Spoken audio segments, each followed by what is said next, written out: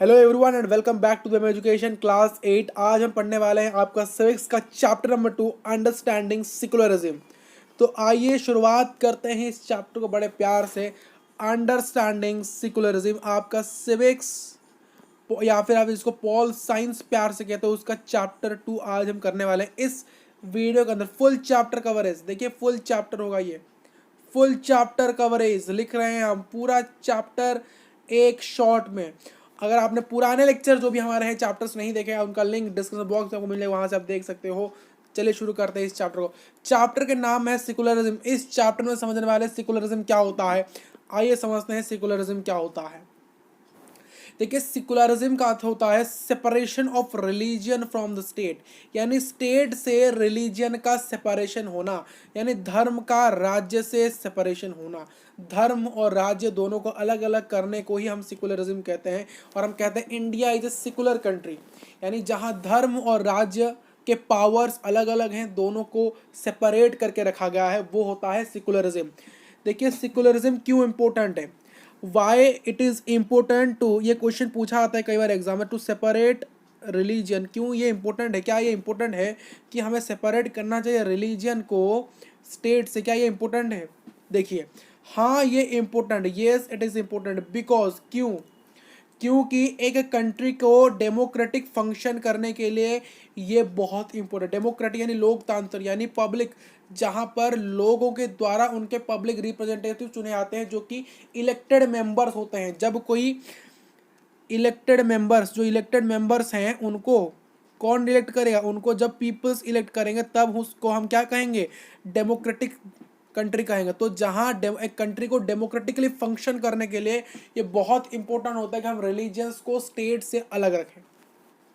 ठीक है, देखिए सभी कंट्रीज में बहुत सारे, देखिए ये नहीं कि सिर्फ इंडिया ही एक कंट्री में, पूरे वर्ल्ड में बहुत सारे कंट्रीज है। तो बहुत सारे कंट्रीज में क्या है ना, एक से ज़्यादा रिलीजन्स है, एक से, हर एक कंट्री में एक से ज़्यादा रिलीजन्स है, जिससे क्या होता है, और एक से ज़्यादा रिलीजन भी है और एक से ज़्यादा रिलीजियस ग्रुप्स भी है। तो आपको याद रखना, हर एक कंट्रीज में क्या है, क्या है भाई साहब, अलग अलग रिलीजियंस हैं और अलग अलग रिलीजियस ग्रुप है। यानी एक रिलीजियस ग्रुप नहीं है, बहुत सारे अलग अलग रिलीजियस ग्रुप है अलग अलग कंट्रीज में। क्लियर है, अलग अलग कंट्रीज में अलग अलग रिलीजियस ग्रुप है, एक से ज्यादा रिलीजियस ग्रुप, एक से ज्यादा रिलीजन फॉलो होते हैं।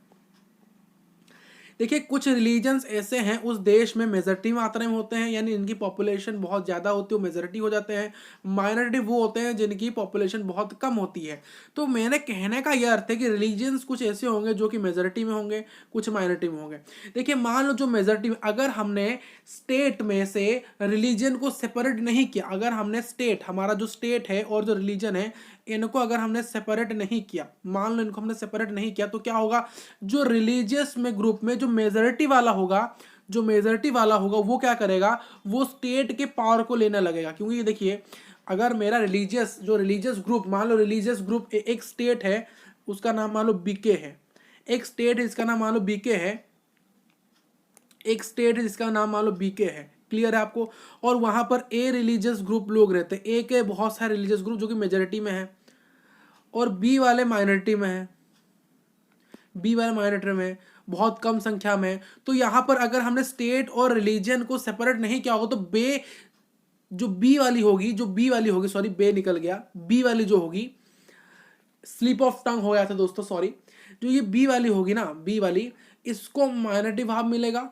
और जो ए वाली होगी वो मेजॉरिटी आएगी, वो सोचेगी भाई साहब हम ही इस जगह को क्या कर लें, हम ही इस जगह को कैप्चर कर ले स्टेट को। इसीलिए सेपरेट करना बहुत इंपॉर्टेंट है, नहीं तो जो मेजोरिटी वाली होगी वो क्या करेगी, स्टेट की पावर को ले लेगी और पावर को मिसयूज करने लगी। तो इसीलिए कहा आता है कि रिलीजन को स्टेट के अलग करना बहुत जरूरी है मेरे यार। देखिए, एवरीवन रिलीजियस, हर किसी का कोई ना कोई धर्म है, हर किसी का कोई ना कोई धर्म है, रिलीजन है, तो उनको हमें प्रोटेक्ट करना भी चाहिए। ठीक, ठीक है। तो इंडियन सेकुलरिज्म क्या होता है, इंडियन सेकुलरिज्म क्या होता है समझिए। देखिए, हमारा इंडिया में भारतीय संविधान है, इंडियन कॉन्स्टिट्यूशन है, जो कि इंडिया को एक सेकुलर स्टेट कहता है, इंकुलर, एक सोवर्ण, सोवर्ण सेकुलर, ठीक है, जस्ट लिबर्टी, जस्टिस, रिपब्लिक, ये हमारे इंडिया के भारतीय संविधान में ये चीजें लिखी गई हैं। देखिए अगर हमारे कॉन्स्टिट्यूशन के हिसाब से इंडिया एक सेकुलर स्टेट है जहां एक रिलीजियस ग्रुप, जहां एक रिलीजन ग्रुप कभी भी डोमिनेट नहीं कर सकता, यानी एक रिलीजन ग्रुप कभी भी डोमिनेट नहीं कर सकता, यानी नॉट डोमिनेट, कभी भी एक रिलीजियस ग्रुप, कोई एक धर्म का जो ग्रुप है, संगठन है, वो कभी पूरे देश के ऊपर, पूरे राज्य के ऊपर कब्जा नहीं कर सकता, क्योंकि यहाँ पर हर एक रिलीजन को इक्वलिटी की भावना रखी है, हर एक रिलीजन को इक्वलिटी की भावना रखी गई है, और इसीलिए स्टेट और रिलीजन को सेपरेट किया गया एज पर सेकुलरिज्म डेफिनेशन। देखिए स्टेट की बात करते हैं, स्टेट में क्या होता है, हम कभी एक सिंगल रिलीजन को एनफोर्स या फिर लागू नहीं लगा सकते कि यही रिलीजन मेजोरिटी में तो इन्हीं को ही लागू कर ले, इनके रूल्स फॉलो कर लेते हैं, इनके ही सब कुछ फॉलो करते, नहीं, जितने भी लोग हैं, जिनके उतने जो भी रिलीजन है, उनके इरेस्पेक्टिव होकर हमें उन लोगों के बारे में सोचना चाहिए, ना कि उनके रिलीजन के बेसिस पर उनको डिवाइड करके उनके ऊपर उनको एडवांटेज डिसएडवांटेज देना चाहिए, मेरिट डीमेरिट ना। हमें इक्वलिटी की बात करनी है, जस्टिस की बात करनी है, लिबर्टी की बात करना, कि हम यहाँ एक पर्टिकुलर रिलीजन के ऊपर काम करें, उनको ही भाई सब मेरिट्स दें और बाकी को कुछ पूछे ही ना।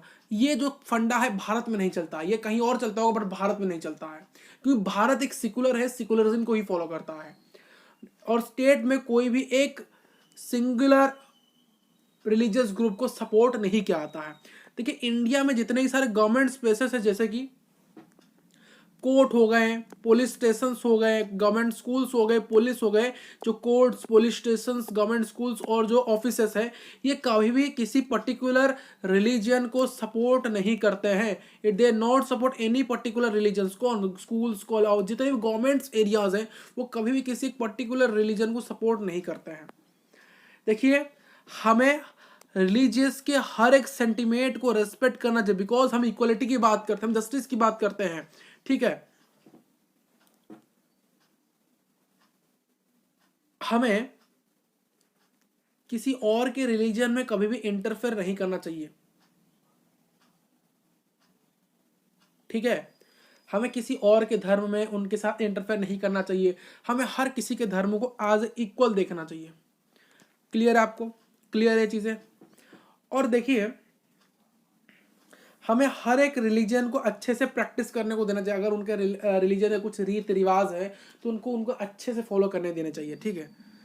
हमें उनको रिलीजियस कम्युनिटीज़ को नहीं देखना चाहिए, उनको नहीं परखना चाहिए, उनको उनको उनके रिलीजियस को इसे डिवाइड नहीं करना चाहिए, उनको हर चीज़ में इक्वलिटी की डिमांड होनी चाहिए, हमें justice, all are equal before law.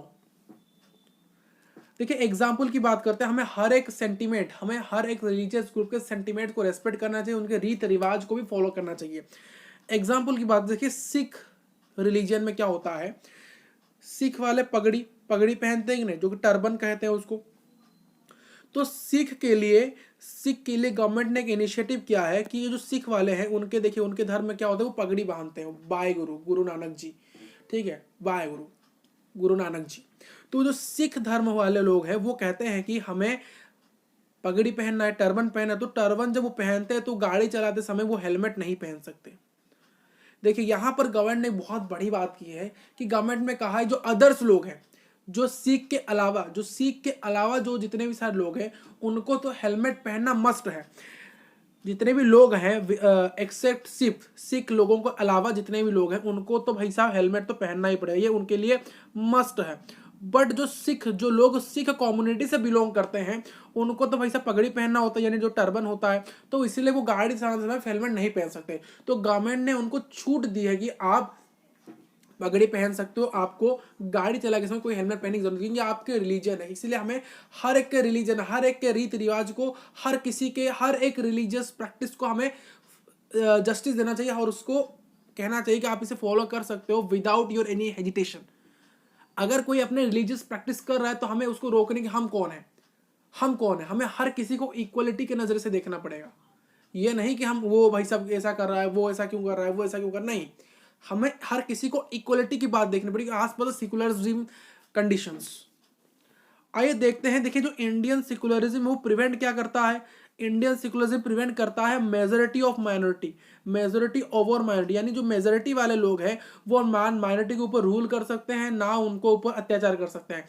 यहाँ पर माइनॉरिटी बराबर मेजोरिटी है, माइनॉरिटी को जितना चीज दिया जाएगा, जितना एडवांटेजेस दिया जाएगा, उतना ही एडवांटेज मेजोरिटी को ही दिया जाएगा, ठीक है, क्लियर है आपको।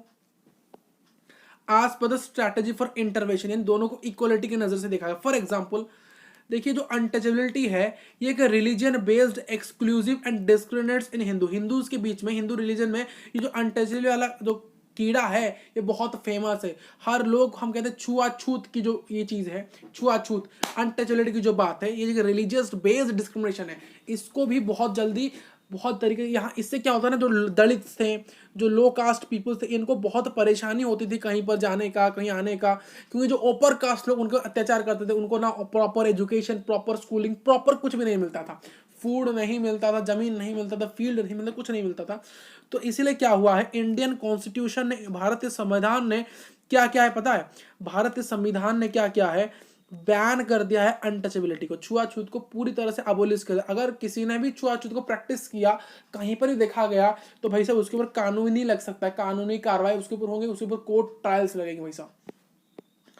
लास्ट टॉपिक नहीं, ये लास्ट टॉपिक नहीं है, ये लास्ट टॉपिक है आपका, बहुत जल्दी चैप्टर कंप्लीट होने वाला है, बहुत छोटा सा चैप्टर था, छोटा, तो ये छोटू सा चैप्टर से आप इतना ही पढ़ो, मार्क इससे ही आ जाएंगे।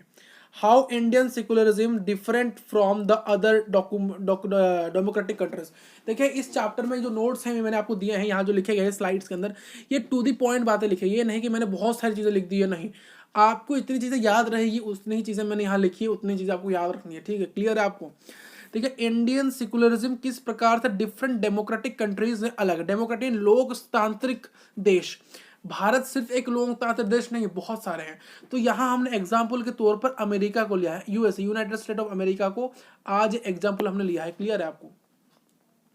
तो पहला पॉइंट कहता है जो अमेरिका और इंडिया में क्या होता है, अमेरिका में स्ट्रिक्ट सेपरेशन है रिलीजन और स्टेट का। देखिए स्टेट, धर्म और स्टेट के बीच में एक स्ट्रिक्ट सेपरेशन है, यानी पूरा सेपरेशन, यानी रिलीजन ना स्टेट के ऊपर कुछ कह सकता है, देखिए ना रिलीजन स्टेट के ऊपर इंटरफेयर कर सकता है, ना स्टेट रिलीजन के ऊपर इंटरफेयर कर सकता है, एक स्ट्रिक्ट सेपरेशन है अमेरिका के अंदर। बट इंडिया में क्या है, जो स्टेट है वो थोड़ा सा, यानी 1 से 2% तो इंटरफेयर कर सकता है भाई रिलीजन के ऊपर, रिलीजियस अफेयर्स के ऊपर इंटरफेरेंस कर सकता है, इंटरफेयर कर सकता है स्टेट थोड़ा सा, ओनली 1 to 2%, ज्यादा नहीं कर सकता, क्लियर है आपको। क्यों ऐसा लगिए, ऐसा क्यों है, बहुत लोग कहेंगे सर यहाँ स्ट्रिक्ट सेपरेशन है, यहाँ थोड़ा सा क्यों। देखिए कभी कभी क्या होता है ना, अगर किसी के रिलीजियस प्रैक्टिस को हार्म पहुंचा रही है तो वो जाएगा कहाँ, किसको कहेगा, अगर स्टेट तो इंटरफेयर करेगा ही नहीं, पुलिस वाले दखल देंगे ही नहीं, तो उसके अगर रिलीजियस प्रैक्टिस को किसने हार्म पर किया, उसको कुछ अनहोनी हुई, तो वो किसको जाके कहेगा।